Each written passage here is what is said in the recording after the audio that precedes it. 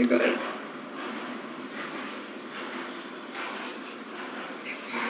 Okay.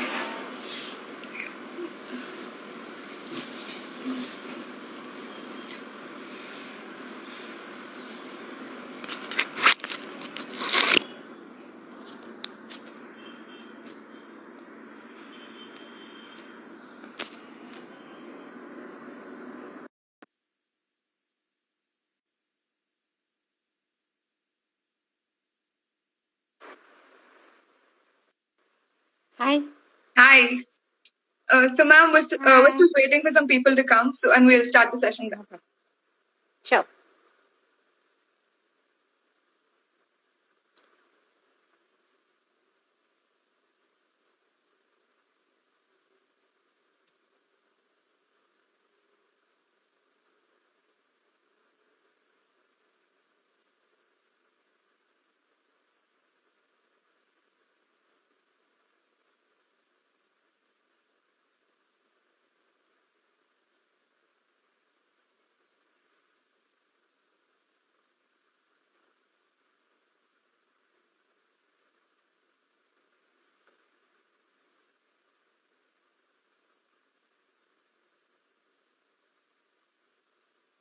So I think we can start.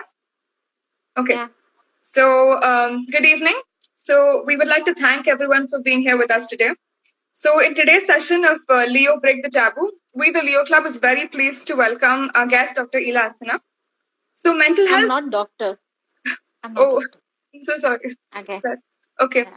So mental health is not a destination, but a process. It's about how you drive and not where you're going. So ma'am is a mental health wellness, marriage and relationship expert, as well as a corporate speaker, mentor, and renowned therapist. Over the past years, she has been a catalyst in changing the pattern of thoughts for the audience from schools to corporate institutions. In this session, she will be addressing these taboo issues prevailing in our society, concerning the essence of meaningful relationships and mental health issues. So we are privileged to have an opportunity to be with her this evening, and we look forward to understanding more about social relationships and implementing her message in our lives. So I humbly welcome her today to educate us, and on behalf of everyone, welcome, ma'am. Thank you. Thank you so much. Okay. So I shall start the session by asking my first question. So how do pandemics in general affect our mental health? Okay. Yes, pandemic has actually impacted more, but mental health issues have been around for a while. Mm-hmm. It's not like just during pandemic everything is coming out. Mm-hmm. Just that during pandemic, a lot of people are facing it, but it was always there. Like depression was there, anxiety was there, post-traumatic severe disorder, everything was there. So, but the point is now that the amount of people who are going through is more. So, how do you think a general mental health issue starts? Is basically when there is lack of communication between social relationships, because we as human beings are very, very social beings. We want interaction more. Yeah. That is why we tend to connect with people with mutual connections of needs, desires, interest, everything. So when this connection is distorted, or where we feel that a human presence is being replaced with technology, then there is an issue. Mm-hmm. Right? Even though, yes, of everything that is happening, I would say technology is a boom somewhere where somewhere getting connected to this. But still, the touch, the comfort of a hug, the comfort of somebody sitting next to us, all this is suddenly missing out. So this is not something we have ever had in our life, right? Mm-hmm. This 2 years, it was such a new thing for us. And not just for us, but the body in itself. The body was constrained to a space. Body was constrained to seeing only those 4 or 5 people every day. The body was constrained with the thought that there is no space other than this for me to interact. Even if you can't go out and walk. So there is no interaction with a different space. So there, when you are confined to a space, there is a lot of mental health issues.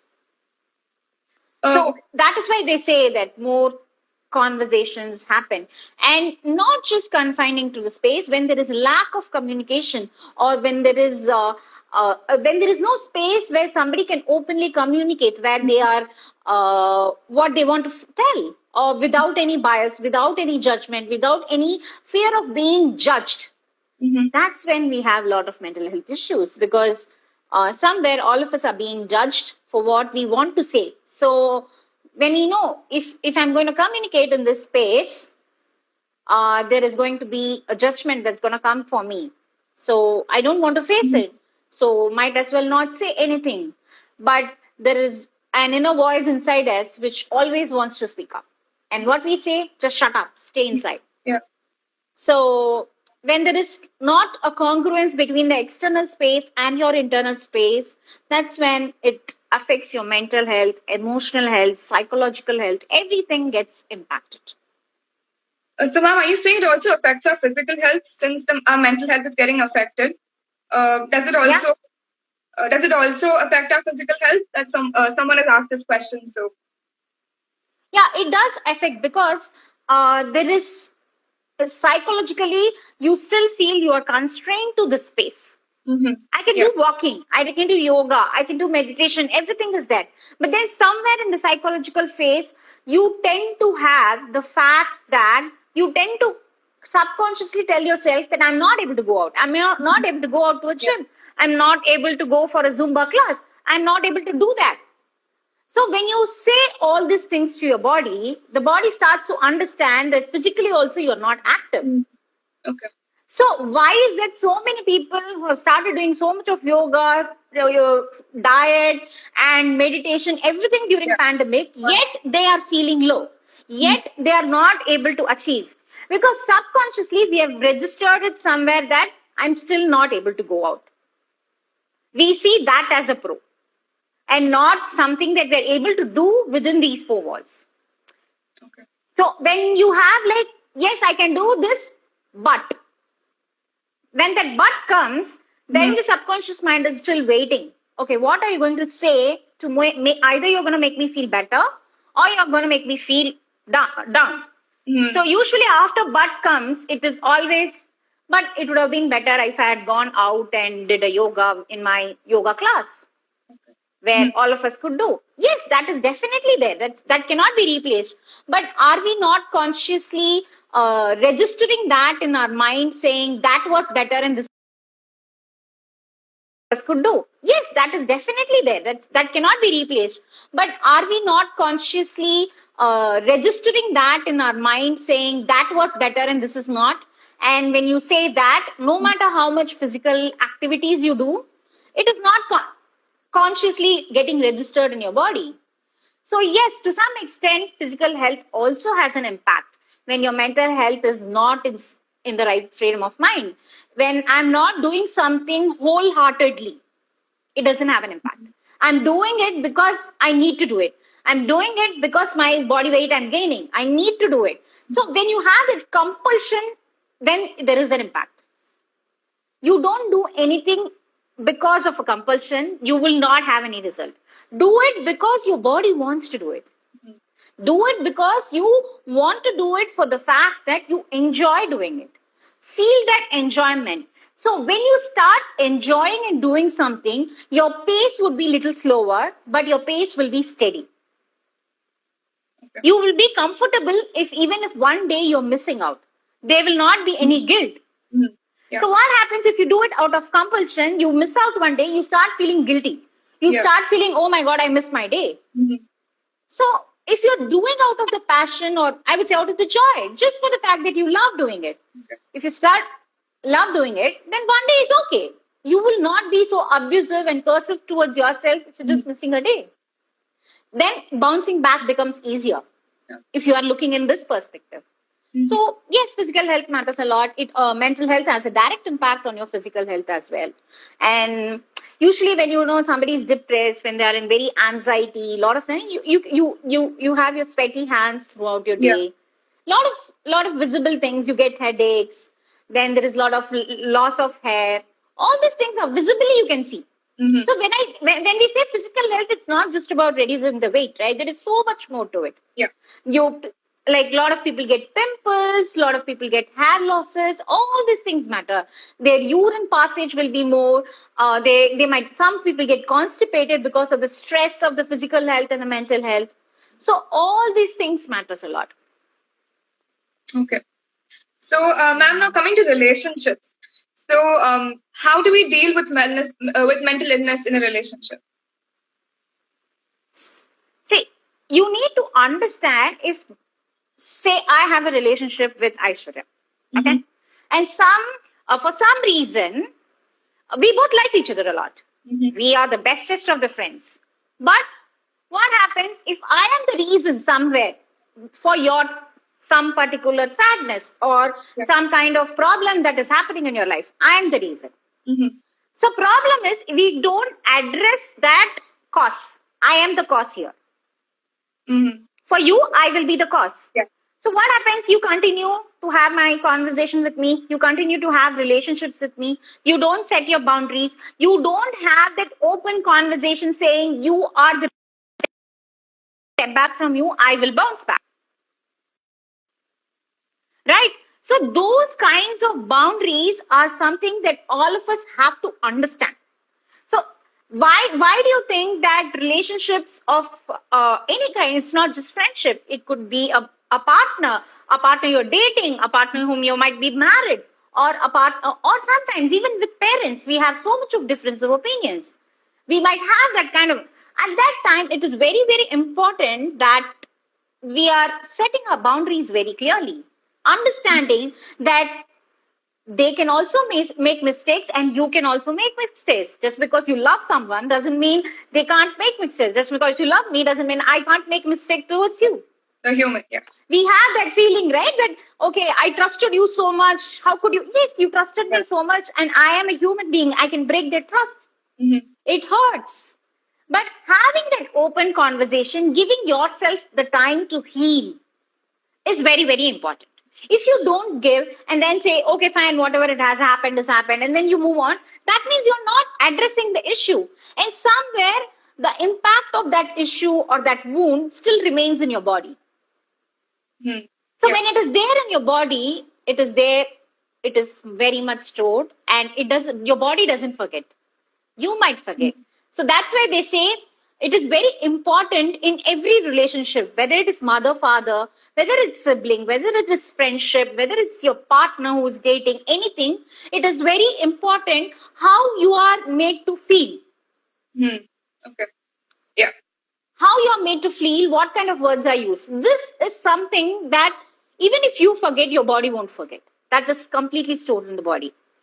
So can you ever recover from this? The body? Yeah, you can recover when you go to a therapy, when you go to your, if you think there's so much of hidden things that you have not been spoken about, you have something to talk about to some person for a long time, but we don't talk it because sometimes it's because of the age gap, sometimes it's because of the respect, or something it's because of the sheer ignorance that we feel, okay, whatever it is, nothing is going to change. Nothing might change for that person, but if you speak up, if you try to open up, if you understand that, at least things from inside your body will come out. At least your body get cleansed. You need to empty your cup every now and then. Your body is like a cup. If it's overflowing, no new things will come into place. No positive things and the healing aspect things will come into place when already so much is stored. That's why if you look at it, when they have so much buried within them, even if good things happen to them, they're not able to appreciate it. Because there is so much already stored. So where is the new thing that comes and has a space here? There is no space for the new things to happen. Right. It's still like standing outside, waiting in the queue to come inside to your body. Yeah, I get it. Yeah. Able to understand. So, I can follow. So our body is like cup. It's a cup. It's not like a cup where you can put unlimited things. You need to cleanse out. You need to remove things that you don't need. Then give that space for the new things to happen in your life. So how do you do this? This cleansing has to happen on a very regular basis. That's why we say it is always better to confront things and open up rather than keeping it to yourself. Okay. Yeah. Yeah. So now, is mental peace a generic term, or does it vary for everyone? It might be varying for everybody, because so what is peace for me can be something very, very not so comfortable Because space it's for you. trending a lot, and everyone talks about mental peace and inner peace. Yeah. And so See, I want mental peace, yeah. What your question is very nice, as in very important thing that we. Okay. So it cannot be like I cannot say that, hey Aishwarya, you should prioritize your mental peace and like walk towards it, and this is what you need to work. Yeah. No, that doesn't work out. For you, it might be a very different thing. For you, maybe talking to a lot of people gives you mental peace. For me, having that set out boundaries and taking my time, not conversing with anybody, having my time to sleep, maybe read a book, or just not talk, just do something else that I want to do. Okay. So mental peace it can be something very, very generic, in the sense that if you want to define it, where you are able to handle your emotions, you understand what is happening around and take decisions accordingly. But it can differ with time, Okay. differ with the situations that are happening around you. Now, when so much COVID is happening, maybe your family is suffering from a lot of COVID. At that time, I can't come and say, hey, Aishwarya, please go and prioritize your mental space. That doesn't work out. No, yeah. So each one of us have to define what gives you peace. I cannot define for you. So if you think you are in a peaceful space and peaceful state of mind mentally, that means you are in a very sane space where you can take decisions, where there is an emotional space as well and logical. It's not like you need to take decisions fully logically only. You need to have your emotional wellness as well, logical wellness also. Together, you're able to see things clearly and make decisions. Okay. That is mental peace. So it differs with people to people, and we need to understand, sit and work that what do I need in my life? What actually gives me happiness? What actually gives me peace? In this like fast world, we don't want to slow down and think on all this. We just want to like rush and do this and do that and do this. And then 10 seconds, if we just pause, we feel as if something else is missing in life. Mm-hmm. So I think the slowing down is very, very important for all of us. I think that is one thing that all of us have to learn. And people because right now you are in your college days, if you could, I always wondered, after I learned this in my 28 and 29, I realized, wish somebody could have told me during my college days. Mm-hmm. Because college days, your energies are really high, but nobody tells us how to stimulate or how to channelize these energies in the right way. Yes, channelize this energy in a professional space, personal space, everything is there.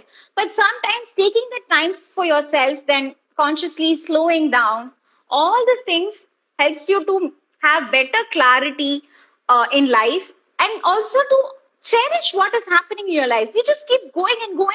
We are achieving so many things. Are we even enjoying it? So that is something, because maybe in 3 years or 2 years or 4 years, you guys are going to be in your office space and everything. So even if you have bank balance so much, you can earn so much. But the point is, are you enjoying it? Are you having good relationships around to enjoy that?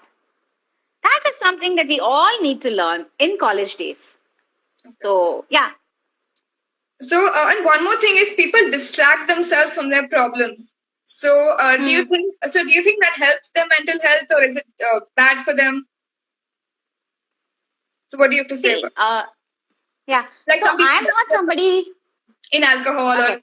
So, do you think that's a good idea, or should they focus on their work and get things done, and slowly with time everything gets all right? See, the point is, no matter what you do, maybe you do alcohol, you do drugs, you focus too much on office, you don't focus on this, you do focus too much on the studies, but don't focus on the issue. But the point is, are you addressing the issue? Okay.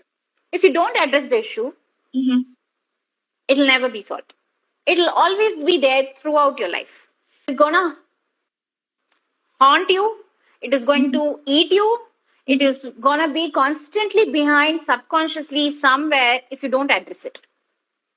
You can go to a psychiatrist, take medicine, everything is there. Everything can happen. Medicines can help you to come back to normal, all the things. But when you don't openly sit and talk, maybe go to a therapist and have a conversation, or if you have that clarity, go to the person with whom you have the issue, or if you are finding some issue within yourself, then sit and work out, go to a therapist and talk. If you don't address it, it will not leave you and you will not be left out. So all these things, alcohols, drugs, that's why it's called substance abuse. Yeah. You just go there for the temporary exit from the issue. There is no permanent solution. So anybody who's had substance abuse or anybody, you will never see them actually fixing the problems. They will be getting over it. You're just going out of it. You're not within the circle and addressing it. So they would just go to that, have it, and then nothing would happen to them. Nothing would have changed.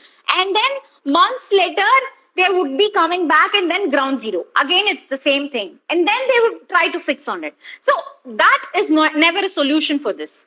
For this, you need to sit and find it. You need to consciously address it. And the fact that if you are having issues, don't think you are alone in it. Everybody has it. Everybody. You and I'm being a therapist. I have a therapist for myself. Okay.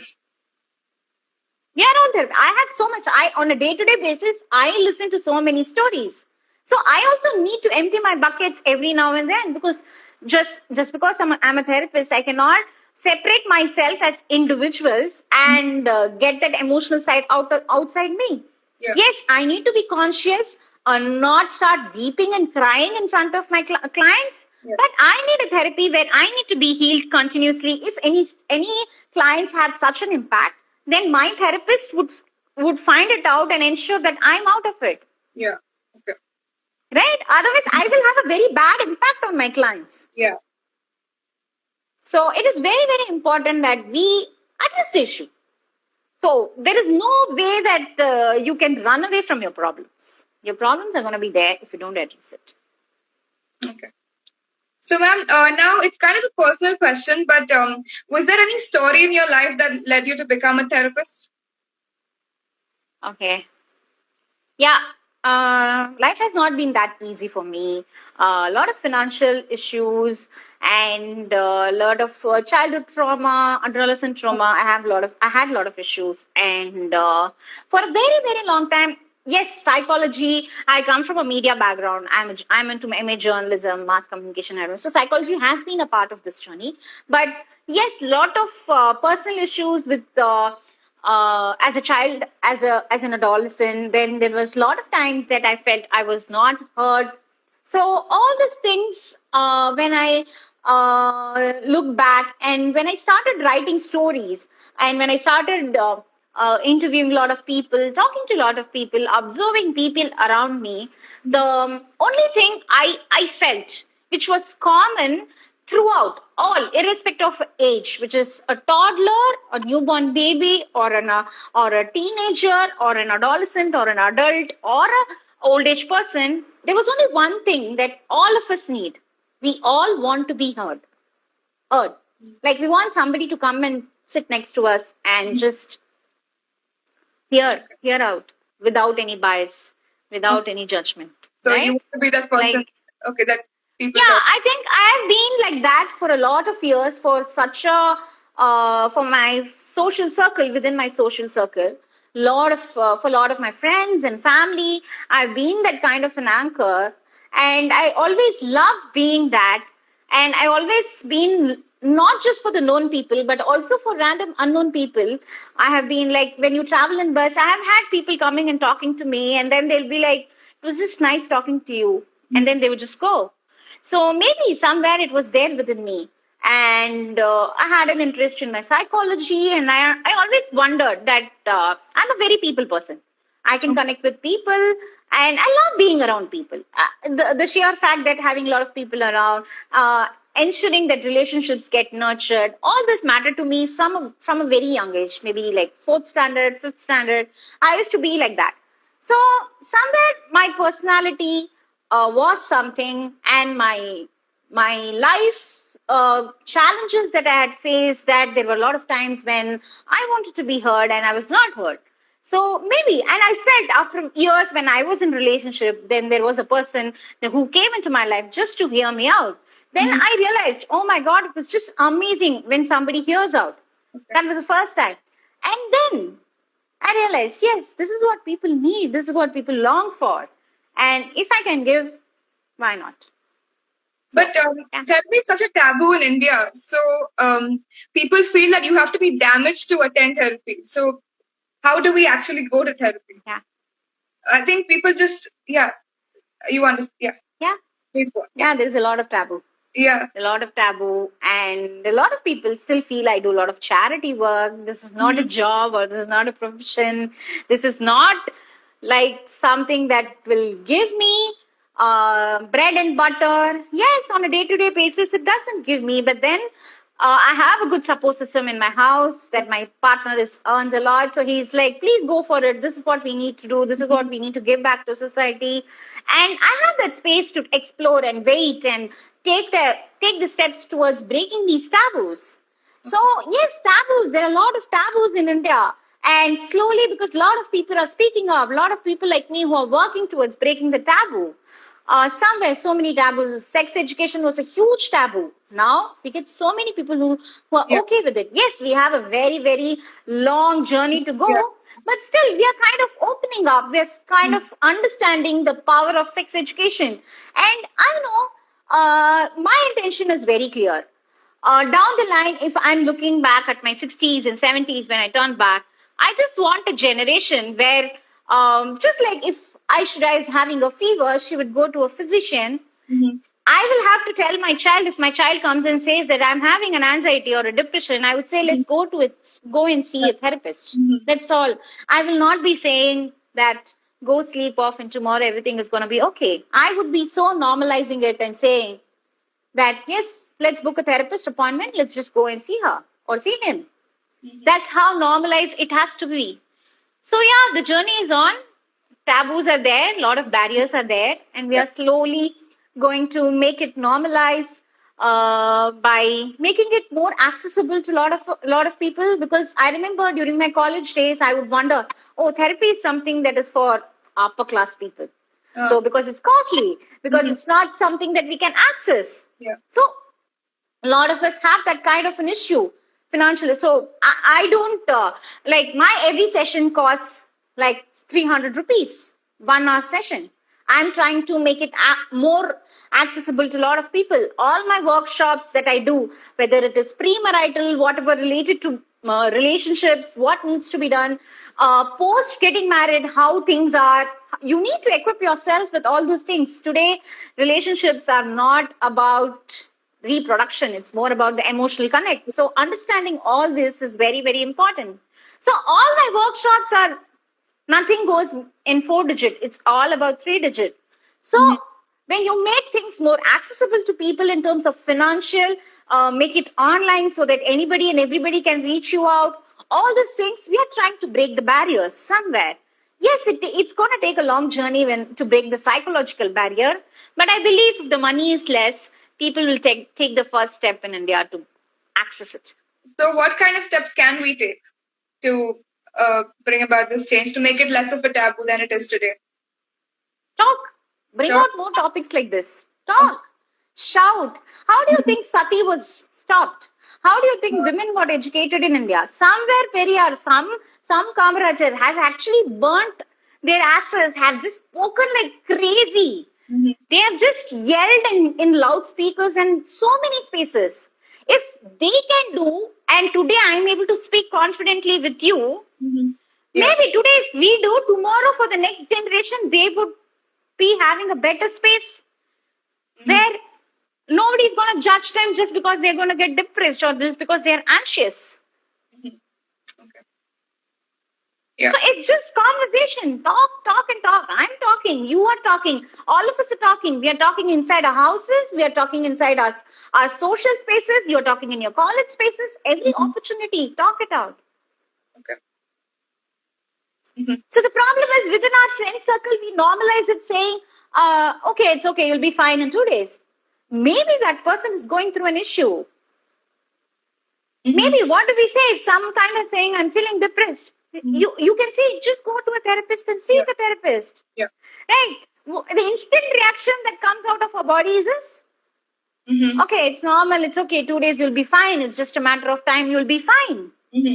Maybe going to a therapist is not always for a solution. Not always you will get a solution in your first session. Mm-hmm. But at least you can pour out things from you. Mm-hmm. Your bucket gets empty. So all these things you can do. So yes, talk and talk. Okay. Like what you guys are doing. It's just amazing. Okay. Yeah. Okay. So can people stabilize a mental illness simply with medication? And nothing else? Again, medication is something when needed. Not everybody who's having a mental health issue will be medicated, right? Depends on the issue. But unless and until you go to a counselor, unless and until you consciously fix and understand what was the medium, what was the reason, what was the main cause of the root cause of the issue, and understand how you reacted, what did your body respond, how you felt. If you don't do that body conversation and body learning, you can never ever overcome your mental health issues. That's my approach. That's my way of looking at it. I can have 100 pills, but 100 pills is going to mellow on my physical let out of my anxiety. But my mental let out of my anxiety, where is it getting addressed? If I'm taking some pills and I'm having anxiety or depression or whatever, post-traumatic stress disorder or whatever it is. But okay, maybe if I'm taking pills and my sweat is going to reduce, I'll be calm myself and everything. But what is the next step? If you're calm, then try to understand and focus on the issue that has happened rather than just moving on with what is happening the next day. So that means you're somewhere not addressing the issue. Pills are needed. But that is something you need to go to a psychiatrist and talk about it. Mm-hmm. But going to a therapist or a counselor, you need to understand that you're fixing the root cause of the issue, which is psychological also, which is sometimes mental also, it's sometimes verbal, it can be anything. Mm-hmm. So your conversations with the body is very much important.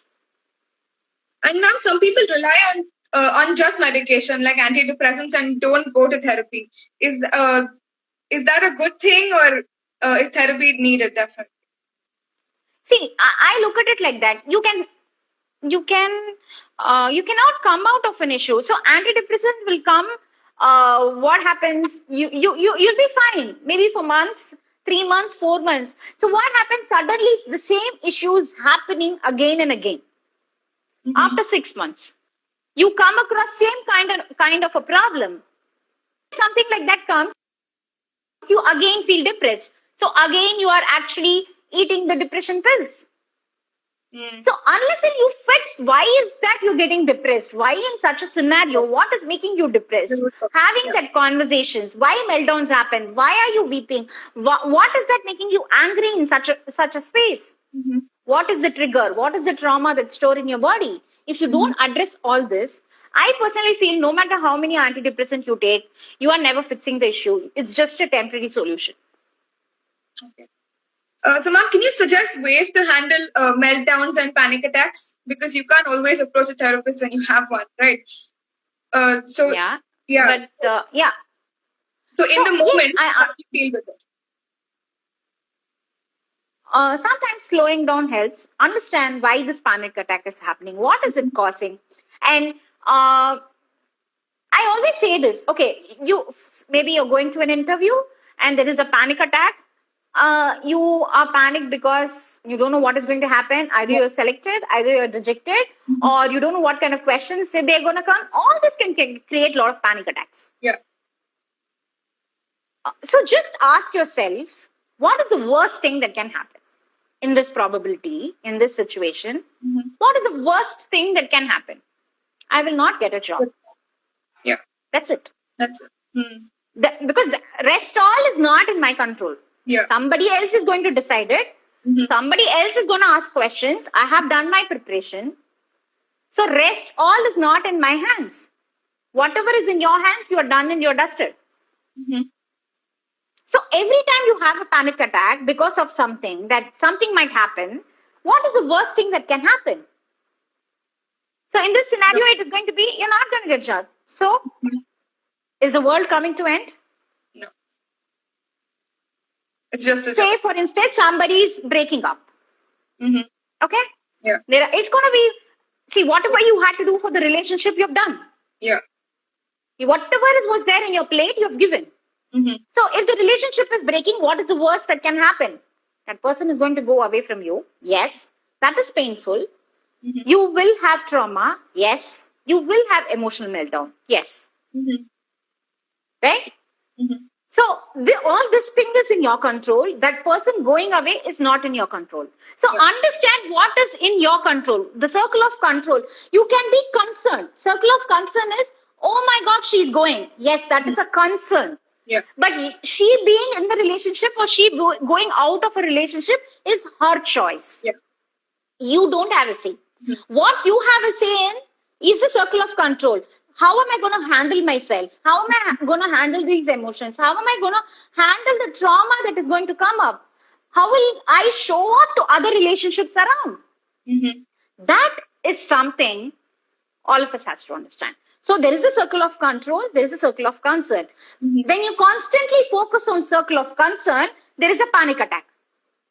When you focus on what is there in the control, you can handle it. I go to an interview, I go and see everything is okay, but I get panicked because I'm constantly working on the future. What will be the consequences? But I don't have any insight on what can it be. Mm-hmm. And I don't have a say in it. Yeah.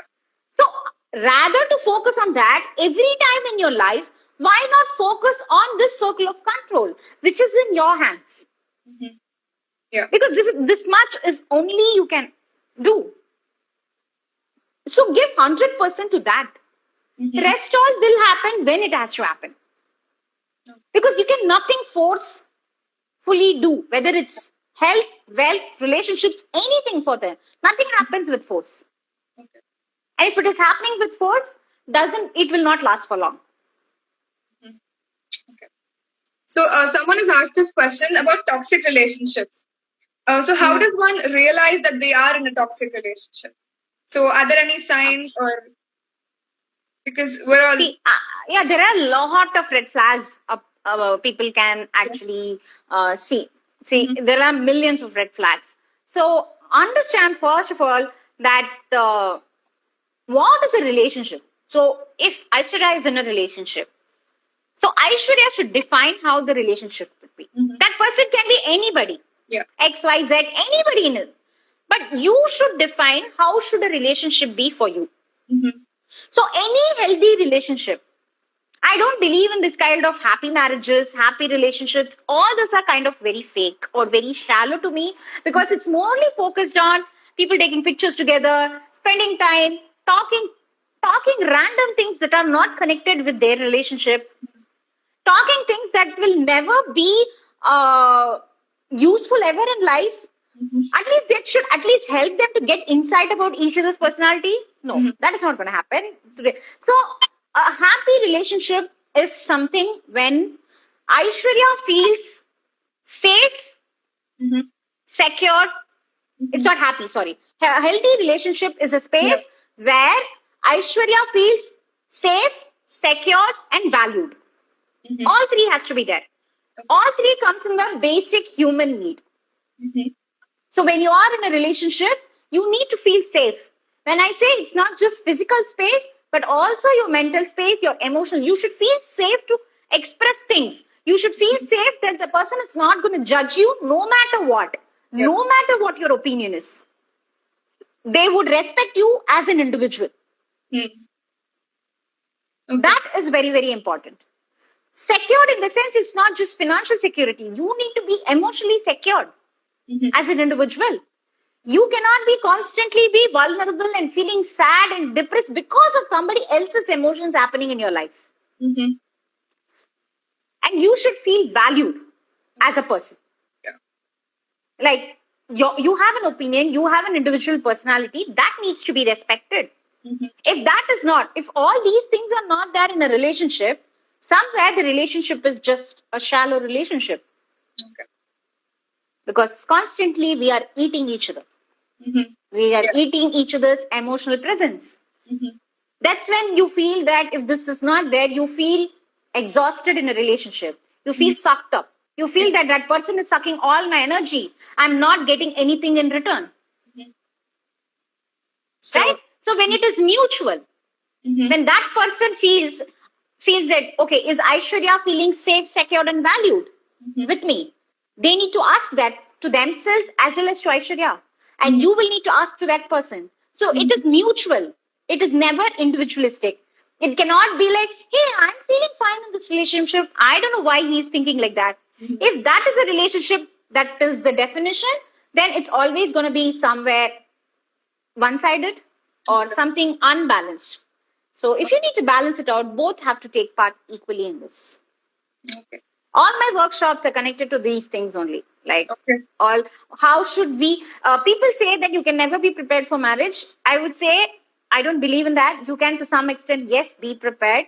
And be prepared not just about financially having a secure job and all. No, it's beyond that. Today, marriages are not about reproduction. It's more about emotional connect. So understanding what a marriage will need, what are the realities of marriage, because our society doesn't talk about it. They just want us to get married. But nobody tells us, even our parents know, even our mom and dad know what are the realities and the problems of marriage. But we just say that, they just feel that, okay, it's all normal in every marriage. Even if it is normal, don't you think we should actually be told and informed about it? Yeah. Isn't it? Nobody tells us. We also know ABCD is normal, but still we were informed. We were taught when we were as a child. So why not we get these kind of information during our college days? Because 3 years, 4 years, 5 years down the line, all of us, the society forces us to get married. And if you're not somebody who can put us foot down, we just fall for it. So be grooming yourself for a relationship is very, very important. Yourself. I won't know who's the person who's coming into your life, but are you ready? Are you knowing yourself enough to be in a relationship? That is more important. Okay. So, are you saying that being selfish is good, or should we think about others? So, what is selfishness? If it's harming you, so you shouldn't be like doing something and still feel guilty. Okay. So it is very, very subjective. So what is selfishness? See, according to me, if I'm not, see, I will any which ways be disappointing people. I'm okay with disappointing people. But, and it can be, sometimes I'm okay with disappointing my parents. Yes, we all have different opinions. In some point in time, we need to access to our choices, right? I cannot give that authority to somebody else to always rule over me. Yeah. So I need to take it up. And nobody's going to serve it on my plate. Because everybody is focusing on their plates. Yeah. So why is that they're going to focus on me? So I need to focus on myself. And focusing on yourself, somebody is going to say that if the selfish, then why not selfish? Because I'm trying to keep myself sane, my mental health sane, so that I can be showing up in every relationship at the right time in the right space. Otherwise, if I'm not sane, I will not be able to do this life properly, no matter what is happening in my life. Yeah. Right? So, yeah, if it's selfish, then let it be selfish. Okay. Now, since we're all college students, we're still trying to figure out how to deal with studies. Can you suggest ways on how to manage this load? Studies? Yeah. Since Too much is happening. We're all engineering students and there's a lot to do. So, how should we manage? How should we manage the load? How should we deal with stress? Okay. I don't come from an engineering background, so I don't know much, but I can help you out in a very, very generic phase. Okay. On a day-to-day basis, please take conscious time for yourself where you just relax. Don't do like every day, like focus studies doesn't work out. You will not be, as a human mind, we can't focus more than 45 minutes. That's why our school timetable and college timetable, every period happens only 45 minutes. Yeah. Because in that also, 10 minutes would go off in attendance or calling out people or accessing everybody else. Yeah. So only 30 to 35 minutes we can have focus. So every every 35 to 45 minutes, stand up, go out, don't look screen. That is one of the... So what happens, we are studying something on laptop.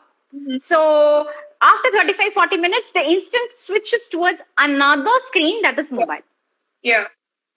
So next, that break when you take, consciously ensure it is not on the screen.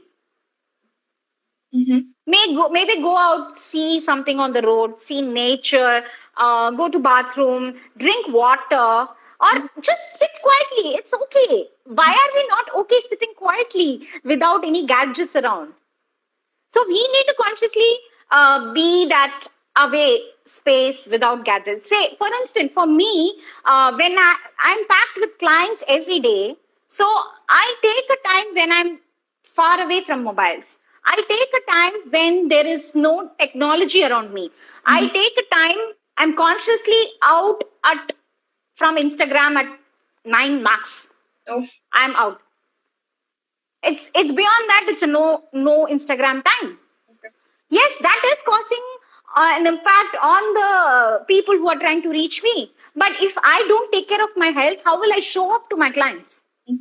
Yeah. If I don't take that space to be sane, how will I show up to people? So that kind of conscious things. Plan your days, plan your studies. Point is, we have a very, as a generation, because actually, thankfully, I come from a very strict background because I have a 5 years of NCC background. Okay, so where life has been very structured, methodical. We wake up at 4. Our days get off by 7:30. So I have tried to kind of accustom myself even after marriage to that. So maybe have that conscious time of getting up early, having your time, like morning 2 hours before you sit into your laptops or studies. That's self-time. Otherwise, what you feel, you're constantly studying, constantly working on your exercises, constantly working on your whatever assignments, this or that. And then 2, 3 third day of the week, you feel so frustrated. You really feel when will the weekend comes. But the problem is that weekend itself is not enough. Every day, somewhere you need to take that space. And focus on subjects that you really love. For the rest of the subjects, even if you pass it out, it's okay. That's more than enough. But you should have a genre that you are an expert at, that you really passionate and really look forward to. Like 1 or 2 subjects that like makes you so, like this is a subject that's enough that I can go for this 4-year engineering course. Like, because that is something that will pull you up each day to learn, do something different in that, find something space for yourself in this world, all these things. So for me, it took a long time. But during my journalism years itself, I knew psychology, writing, a space where when I'm talking with people, that makes me happy. I know. So that I continued even after my marriage, even after so many things happened. So I feel that conscious space of having that one space where you really enjoy being. Finding that is very important, because that is something that comes within us. Whether people value it or not, that doesn't make it, because people don't know what your needs and desires are, right? So people might not connect with it. So don't expect others to resonate with it. That will not happen. People might think, oh, nothing is there. There's no job scope in this, and everything will come to you. But the point is, what is coming from within you has to be incongruent with whatever is happening in the external world. So you need to make that space for yourself. Okay. So now, ma'am, see, I need to tell you this, that all these things requires a lot of little slowing down and understanding yourself, having that conscious conversation with yourself. We are not doing that in the today's time. For everything, that pausing a little, slowing down, maybe you are doing like 10 activities a day. Maybe try to squeeze it to 4 to 5 activities. Plan just for 4 hours a day. And maybe rest of the day, let the day lead you. You don't have to plan for the whole day and then you keep worrying that nothing I have done. So maybe plan it for 4 days and just finish 10, then feel good about it, celebrate it. We need to do that consciously. That slowing down will help you a lot. That is more important. Whether it's professional life or personal life. Slowing down and understanding matters a lot. Yeah. Okay. So now, ma'am, what are the aims of care treatment and the recovery plan? So it depends again. So whom are you going? Whom are you going to? A therapist?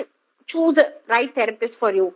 Now, what is a right therapist can be different for Aishwarya, it can be different. For me, it can be different. So I cannot say, I might recommend you, okay, this is a good therapist. You can go and check out.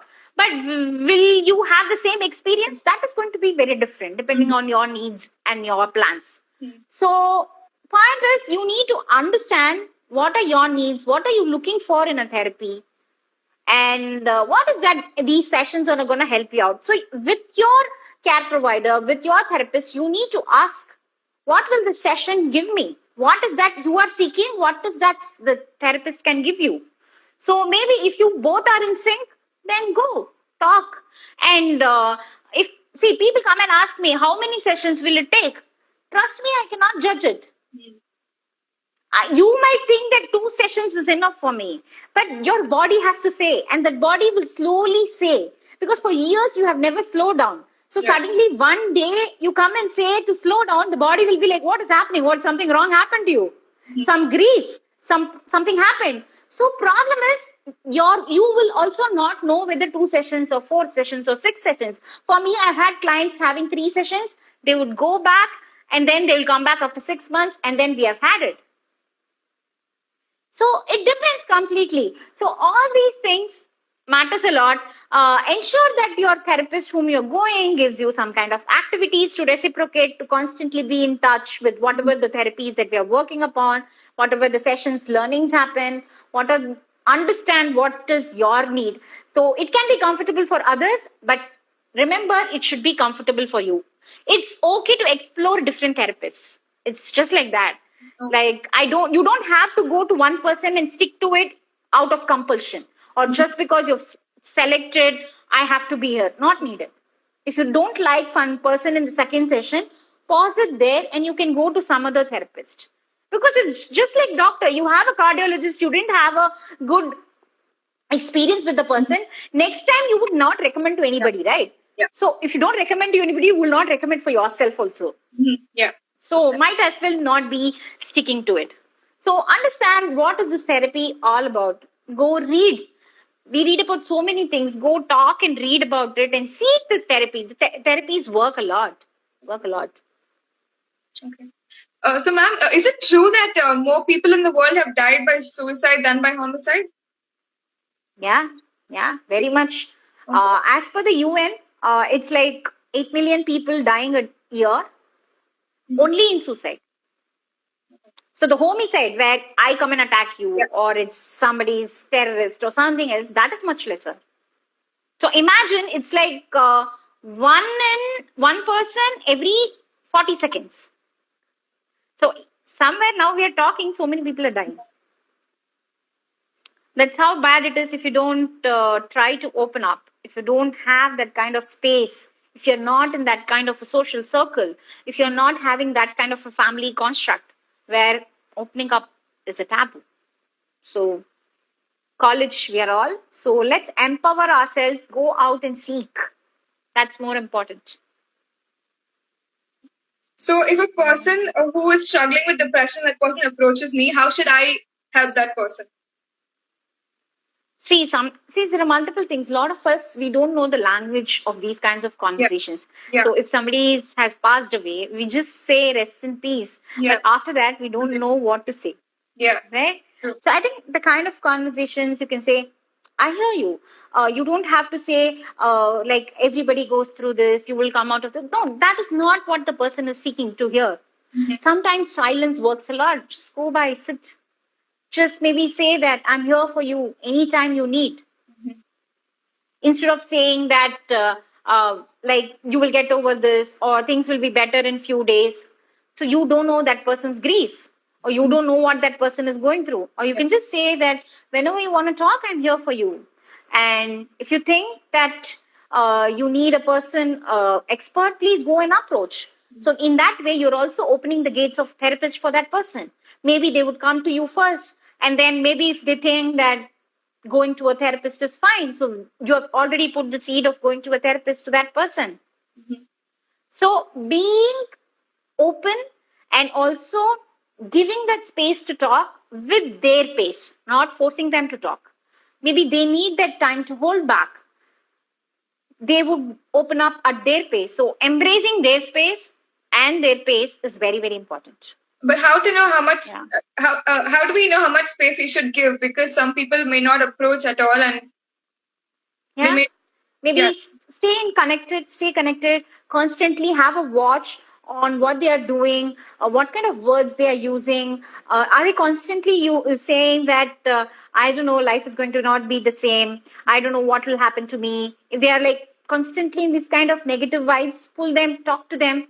Or if they are something, they're losing their appetite, losing their sleep, they are everywhere always, or they are nowhere. They are not social. If somebody who's socially active, but they are not socially active. So understand what is happening around your social circle with that person. So all these things can actually help you to stay connected, yet respecting their boundaries. That is very, very important. So, what is post-traumatic stress disorder, or PTSD, as everyone calls it? What is it exactly? Yeah. So it is something. Say I have experienced something, or I have heard somebody experience something traumatic. It could be a death, it could be an accident, it could be something, a huge trauma that has happened, or any kind of abuse that somebody has gone through. It is something I could have gone through, or I would have had somebody going through, and I've heard that experience with that person, heard of that experience. Okay. So from any ways it can happen, and then it comes as a nightmares, flashes, some trigger, something you watch on the TV, some movie that you watch, and then this incident, this conversation with that person triggers. And if this is happening repeatedly, then it is time that we need to address it, and you need to have that one-to-one consultation with a therapist. It's very, very important. Because this, even if it has not happened within you, it has happened and you've heard that experience, so it has gone inside your bucket. So it is needed that you take it out of your bucket. That's very, very important, because it shows up in places that you can't even imagine. It will show up in your relationship. Tomorrow it might show up in your child. Tomorrow it show up in your office space. You don't know, and you don't know tomorrow how you will react if something like that similar happens in your life, if you don't address it. And ma'am, how are children with mental health problems treated? In our society, not considered yet. But in general? Yeah, they're not treated. We don't. Sorry? How do you approach them? Because their brains aren't developed, and they don't know how to express themselves. So how do we treat them? So as a mother and father, you need to be very conscious of what your child is doing. Understand what is that your child is requiring, how the child is behavior, how the child is responding to your cues, responding to what you are saying. Is the child's appetite fine? So all this happens even from the age of 5 and 6. Being alone, not socializing. Maybe the child is not a person of socialize, but constantly being alone, being silent, not talking at all. Only talking when it is a need. Generally, that person would be, the child would be very, very happy, and suddenly something would have happened. Maybe the child has gone through some kind of sexual abuse, and the child is feared in telling it to the parents. Yeah. Then it's there in the body, and the body is reacting to it. The body responding to the abuse, but the child doesn't know how to open up, because the child doesn't know the language of. So it's very important we give the right space, right environment, and right education for the child from a very young age. When I say young age, it could be as old as 2 years. You can talk about sex education to kind, like it's not something that can happen at a time. It's a series of conversations that is going to happen throughout your life. So more conversation with the child will help you out. So for this, more than the child, the parents have to be educated. Okay. Because parents are the one who are going to open up all this to the child. So if the parents are not open, if the parent is not giving the safe space for the child, then the child is not going to open up. And it will show up in the adult relationships for the child. So I think that's it. That's it for the questions. Yeah. So I'd like to deliver the vote of thanks. So thank you, ma'am, for such an eye-opening session. So your thoughts from now on will persuade us on building our personal and professional relationships. And thank you so much for your time and effort. And we wish you good luck in your future endeavors. So Thank you. Yeah, so I'm sure we've all learned a lot from today's session. I thank all the students for showing up and for their sincere interest in the session. And I once again thank everyone for making this event a success. Thank you so much. Thank you. Thank you so much. Thank you for the opportunity. All the best. All the best for all your endeavors. Thank you. Thank you. Bye.